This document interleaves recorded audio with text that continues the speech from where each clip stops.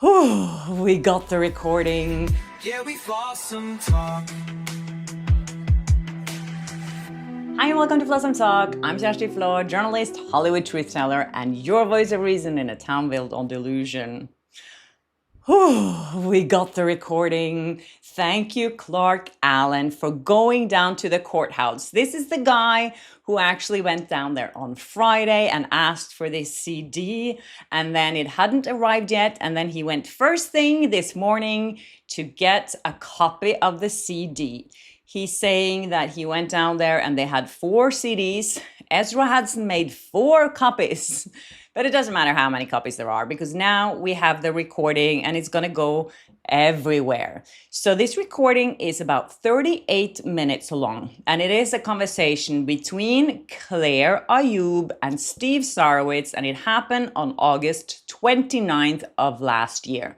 So this happened after the premiere of It Ends With Us. So far, Claire has come out and said that she felt verbally abused by Baldoni and she did not want him on the set and she didn't want him to be part of the marketing. And she's saying that is the reason why she recorded this conversation. So keep that in mind when I'm playing this recording for you, that's the reason why she said she recorded it. And after we finish listening to this, let me know if you think that that's the reason why she recorded this conversation. To me, it does not seem like Steve even knows that she had any issues with Baldoni throughout this recording, which I said is 38 minutes long. It's long. I'm not going to play the entire thing because Claire keeps talking and talking and talking.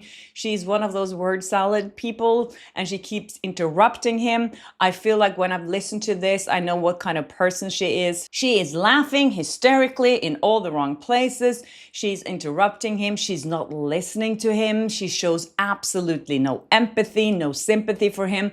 And throughout this recording, you're going to hear a man who seems so heartbroken to me. He's so down. He's so devastated for what Blake and Ryan has done to the Wayfarer parties, Justin and also Jamie Heat. He talks about that, how devastated this has been for him and how much time he spent on this, trying to communicate with Sony as well. There is a lot going on in this recording, you guys. So I will listen to the parts that I find most important with you guys and comment a little bit as we go along. So yes, fasten your seatbelt. Here is Claire and Steve Sarowitz. What's up, Steve?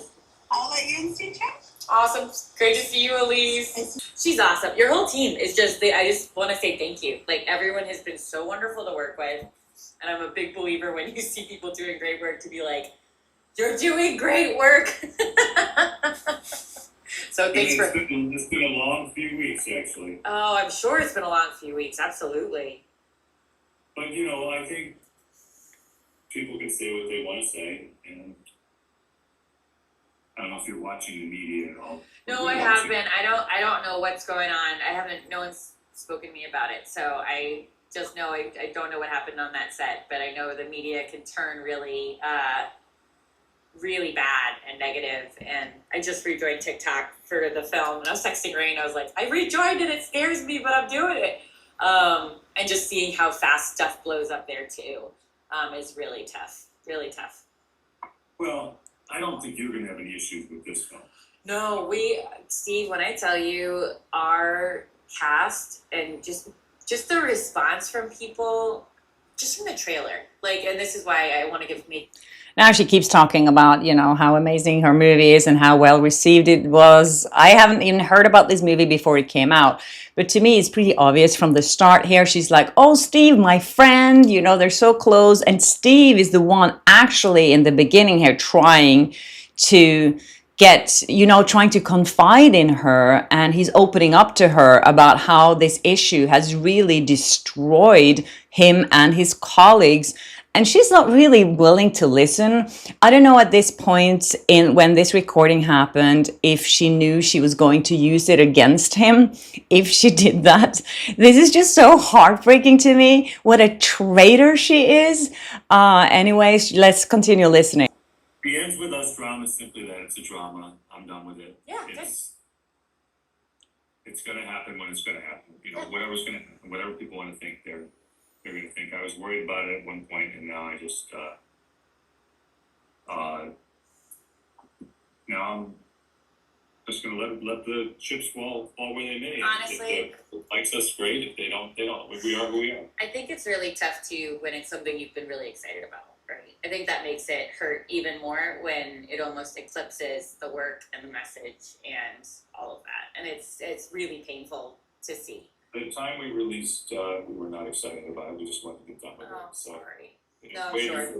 way before all the stuff. No, I'm sure. I'm sure. He's saying that at the time when we released the movie, we just want to get over with it. They weren't even excited about the movie because they were so traumatized by all these things that Blake and Ryan did to them. It isn't too tough. Let's get through it. Hopefully it's not too bad. And it's turned out very well. We made a lot of money. I was going to say it's been very successful, and I love the No More partnership. I think that's awesome and important. And, like, you know, looking at that side of doing that work.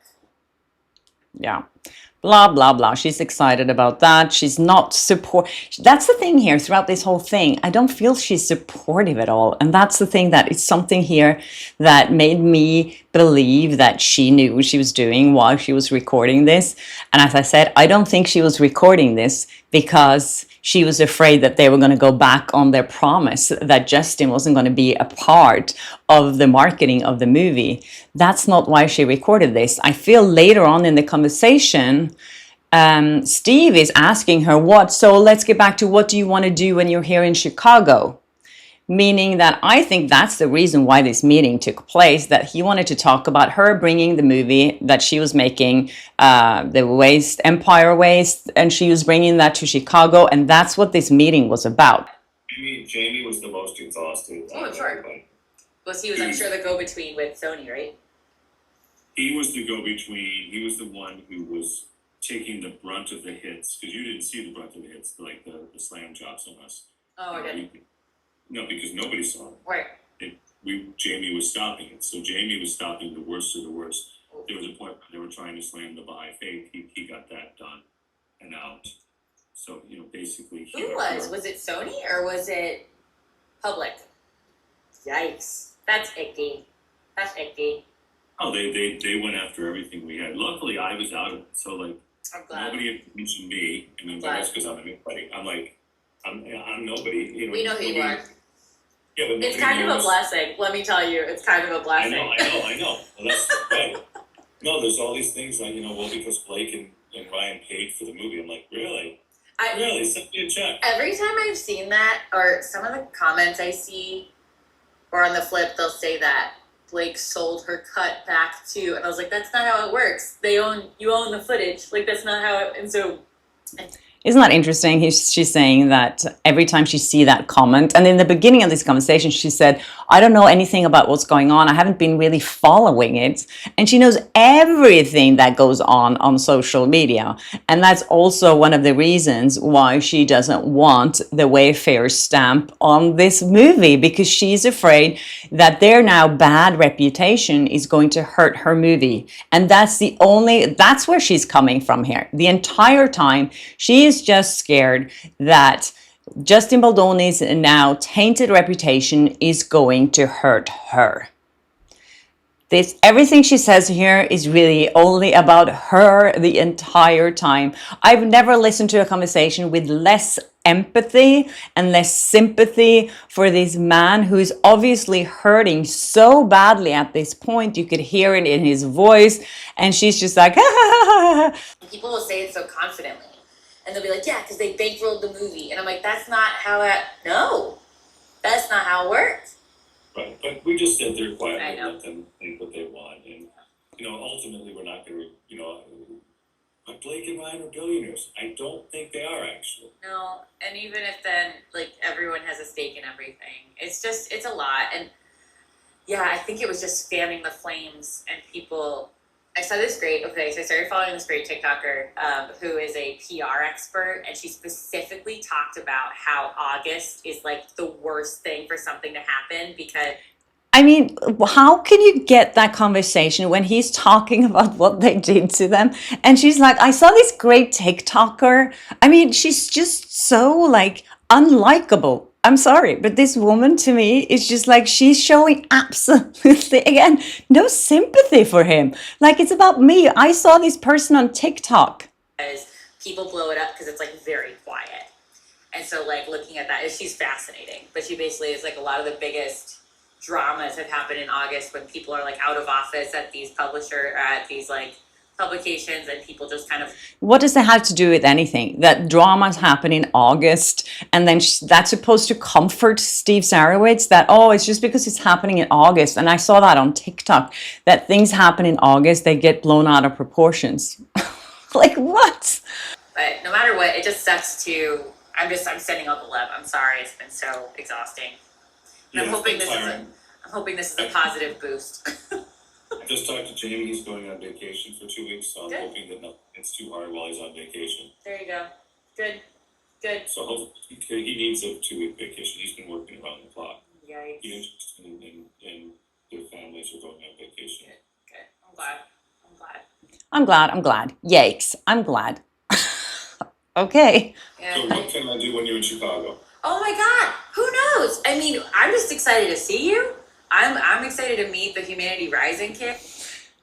Yes, I think this is what that phone call was supposed to be about, the way he brings it up here. Anyway, she's so excited to see Steve. That's been such a good friend to her. She calls him friend throughout this conversation. And she's like, oh, I'm so excited to see you. Thank you for funding my film. What goes through your mind, actually, when you can do something like that to a person? He trusted her. He told her these things. He told her about his feelings. And then she takes it out of context and use it against him.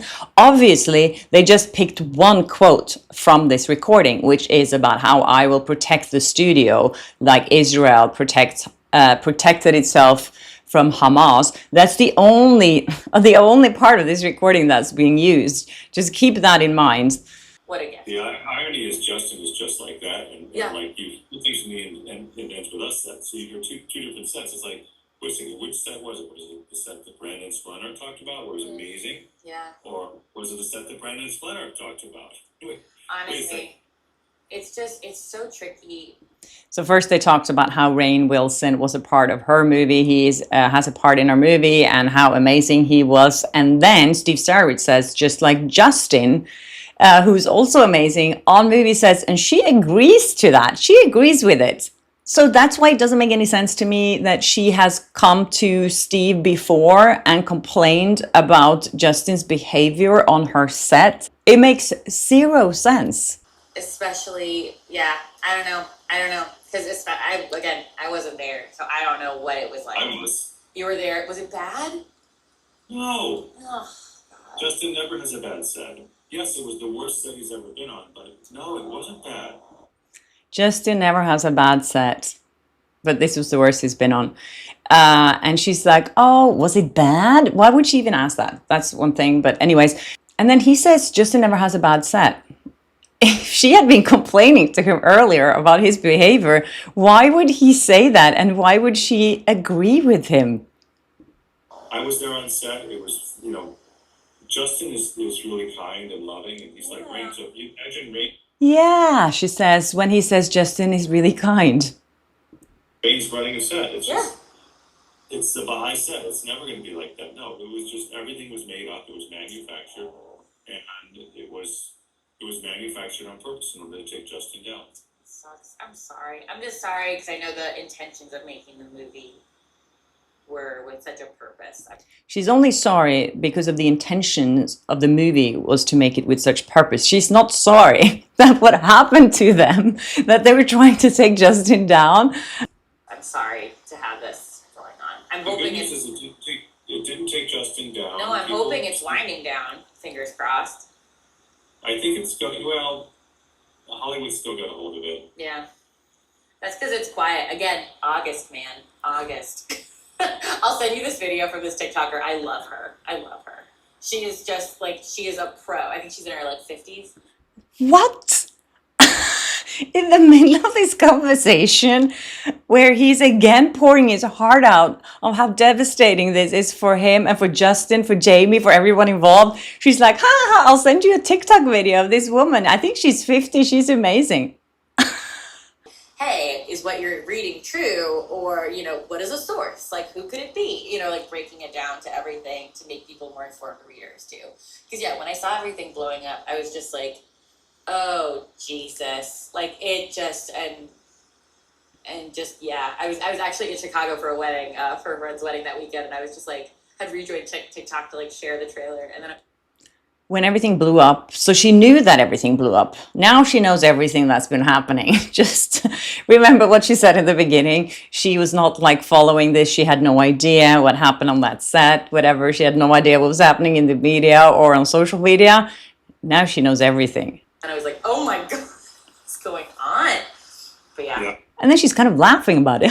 Oh my God, what's going on? That's not funny. Yeah, I've read more of that. I've never was on TikTok before. I've read enough, but Right. you know, it seems like TikTok, Instagram are pretty pro Justin. Yeah. There's Reddit is a little bit more even, but Reddit just seems mean spirited. Reddit can be very weird. I've been on some pages that are like, so like for plus size fashion and stuff, it's very supportive. But I think it's For plus size fashion, it's really supportive. What does that have to do with anything? Again, it's about her, and it's about her movie, and she's interrupting him to talk about herself. it's also, there are different corners of it where people go just to be like terrible. Yeah. Reddit freaks me out. Reddit freaks me out. Well, they're both assholes. Yeah. Whatever. No, Reddit freaks me out. You It's have just, no idea what you're talking That's about. the thing. You haven't read anything. You haven't watched anything. You're just trying to be mean. yeah, and like that's the thing. We're also, there's a big push right now about parasocial relationships. Like, I don't know if you know the singer Chappell Roan. She just blew up this year. She was like an indie artist, I want to say like 6 months. Has nothing to do with anything. She just like changes the subject into something that she can relate to. Again. Scary. It can be super scary. I don't know. But I'm sorry it's been so. Are you able to take a vacation soon, Steve? Do you get to rest your brain? No, but mine isn't so bad. I'm okay. Yeah. Jamie wasn't working till 11 o'clock at night. I just checked in occasionally. Yeah. There was a week that was long for me when we thought we were going to have to go into court. Oh And God. I still don't know that we won't have to go into court. Sure. I just know that for right now, it seems like détente. And then if they persist and they push to the limits, then we'll go to court. And then it's all on me. Then I'll be working harder than Jamie did because It's gonna be protecting the studio, right? So at this point, now he really understands how horrible this have been for them up till this point, you know, and then of course he doesn't know what's going to come next, which is going to be worse when they file this lawsuit. But at this point, you know, I can't even imagine what they must feel like at this time after this has gone on in their lives for years. And now she's asking, you will protect the studio. That was her question. And then he answers. I will protect the studio like Israel protected itself from Hamas. There were 39,000 dead bodies. There will be 2 dead bodies when I'm done, minimum. And so not dead, but you know, dead to me. You're dead to me. You're dead to me. So that kind of dead, but dead to a lot of people. If they ever get me to that point, then I'll make it worth their while because I'm going to spend a lot of money to make sure the studio is protected. But I don't think we'll go there. Yeah, I hope not. As someone who. That's not the world I want to live in. No, I hope it. They forgot to add that to the quote they cherry picked from this. This is the part that they cherry picked for her, for the quote that Blake used to get her attorney's fees covered. They forgot to add the fact that he said, that's not a world I want to live in. And he said, you know, you're dead to me. People say that about their exes all the time. It's not a big deal to say that about someone. Yeah, so of course Blake cut the rest of that quote out because it didn't fit her interest or her narrative. I just hope it goes away, or that people lose interest or realize it's harming everyone's career. Yeah, I think that we'll just probably for years. Yeah. This is not going to go away. I don't think it's going to go away anytime soon. Yeah. We'll have to be defensive for years because there'll be stuff coming at us.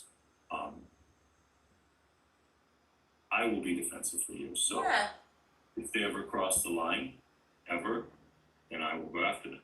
Yeah. And Jamie at one point called me up and said, I think we're going to need you. Yeah. And we have lawyers ready to go. We have our press people, our PR people working. Fine. We haven't had to engage the lawyers much yet. That's so. good. That's a good sign.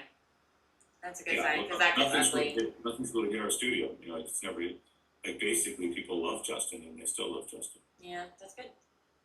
And if you meet Justin, how could you not love Justin? But yeah, I'm just glad that I'm just sending all the good energy. How can you not love Justin? Yeah, I know.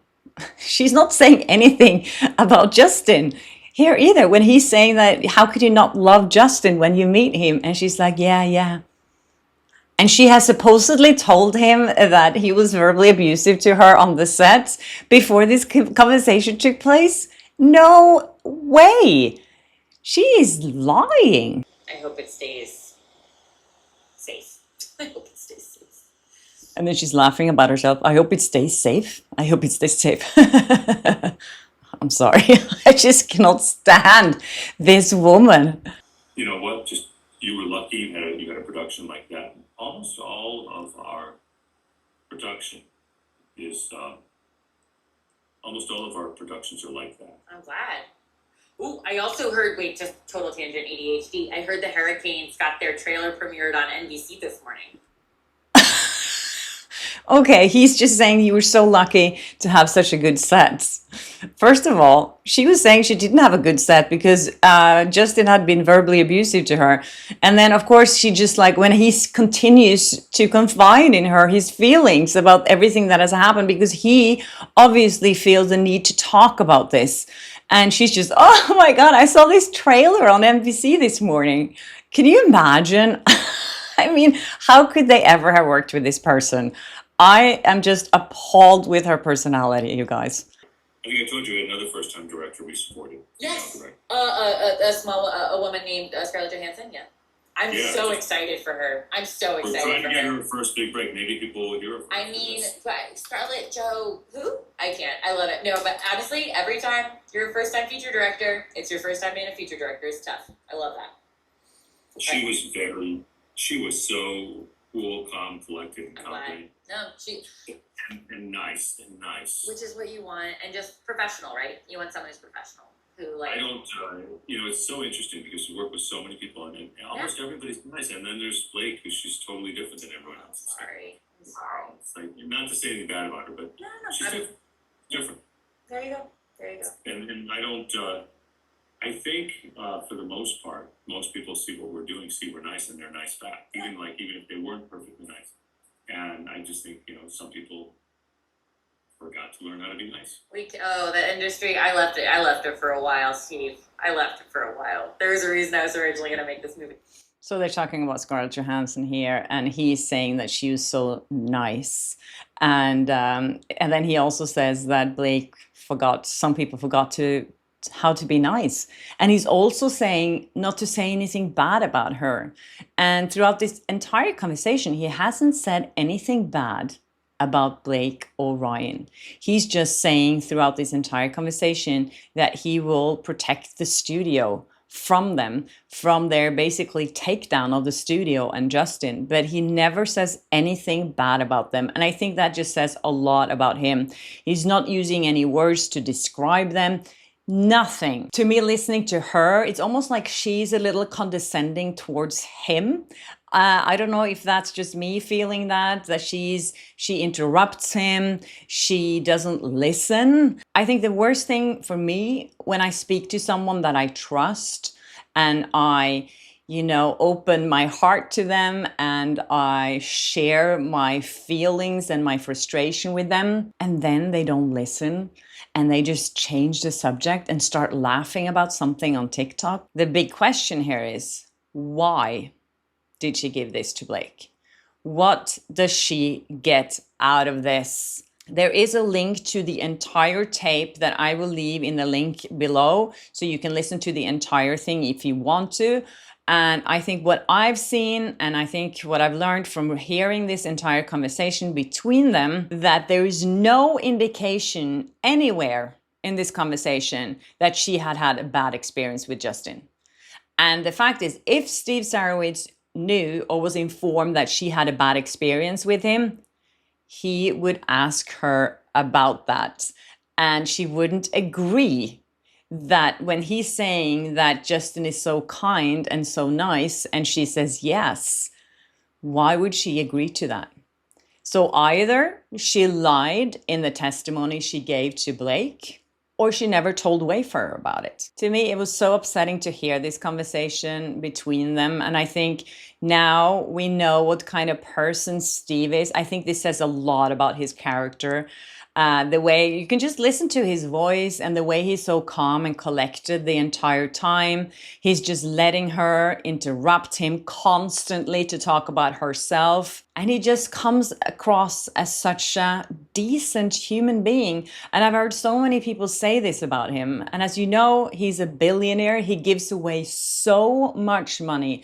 The Baha'i faith is so important in his life, and he lives by that. But when you hear him talking and his values comes across here, I'm just like, I just want to give Steve Sarowitz a big hug and say everything is going to be okay. Everything is coming out now. People are starting to see what really happened here. And again, Baldoni's team is coming with the receipts. The irony of this, she is using this as evidence that he's a bad character, a bad person. And now it backfires like everything else she does. You know, she was trying to say that I was a part of the smear campaign because I showed her as a bully. You know, the logic in this case is bananas, as I said before. Anyways, I'm sure there are going to be more updates on this. I just wanted to share it with you so you hear it here. And again, thank you so much to Clark who sent this to me. I'm sure all the other content creators are on top of this as well. Maybe they heard other things and paid attention to different details. Let me know if there's anything else here that you find interesting that we should talk about. And yes, if you haven't subscribed yet, please do, and hit the notification bell so you never miss an episode of Flawsome Talk. And I'll see you tomorrow. Bye. Yeah, we've lost some talk.